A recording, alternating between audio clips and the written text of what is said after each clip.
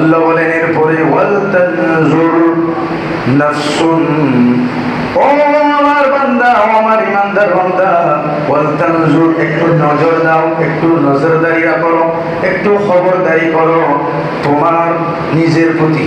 সুবহানাল্লাহ। ওয়াল তানজুর নাফসুন, পরিবার পরিবার করে অনেক সময় তো কাটিয়েছো, বাবার জন্য, মায়ের জন্য, বাবার জন্য, মায়ের জন্য, স্ত্রীর জন্য, পরিবার পরিজনের জন্য সারা জিন্দেগি কাটিয়ে দিচ্ছ।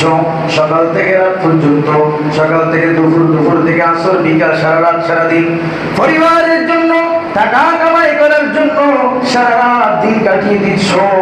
কিন্তু আমি আল্লাহ বলি তুমি নিজের জন্য একটু ভাবো, নিজের জন্য একটু ভাবতেছো কি? আল্লাহ ইয়াদগারি করে দিচ্ছেন, নিজের জন্য একটু ভেবো, নিজের জন্য একটু চিন্তা করো, নিজের আমলের প্রতি একটু নজরদারি দাও। সুবহানাল্লাহ। মা কদ্দামাত লিগাদ, ও আমার বান্দা, তোমাকে তো আজকে দুনিয়ার মধ্যে সংক্ষিপ্ত হায়াত দিয়েছি, এই হায়াতের মাঝে শেষ হওয়ার সাথে সাথে, এই দুইটা চোখ বন্ধ করার সাথে সাথে নিঃশ্বাস, এই তোমার থেকে নিঃশ্বাস বন্ধ হওয়ার পরে বলে তুমি আখিরাতের জগতে পাড়ি দিবা, কবরের জগতে পাড়ি দিবা। বিশাল আখিরাতের এই একটি স্থান রয়েছে, কবর রয়েছে, হাসর রয়েছে, ফুলসিরাত রয়েছে, মিজান রয়েছে।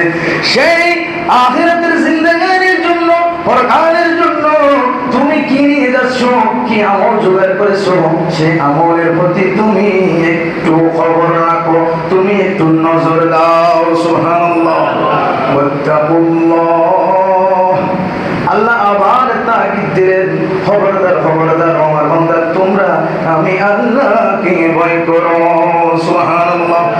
ইন্নাল্লাহা খাবীরুম বিমা তা'মালুন,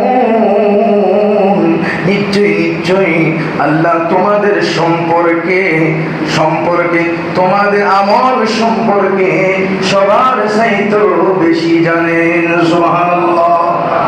আল্লাহ রাব্বুল আলামিন তোমরা কি করো না করো, কি আমল করো, এই আমলের ভিতরে কতটুকু তোমার পিওর রয়েছে, আপনার নিয়ত সম্পর্কে, আপনার আমল সম্পর্কে, ভেতরের বাইরের সব সম্পর্কে মহান রব্বুল আলামিন পরিজ্ঞাত, জানেন, মালুম আছেন। সুবহানাল্লাহ।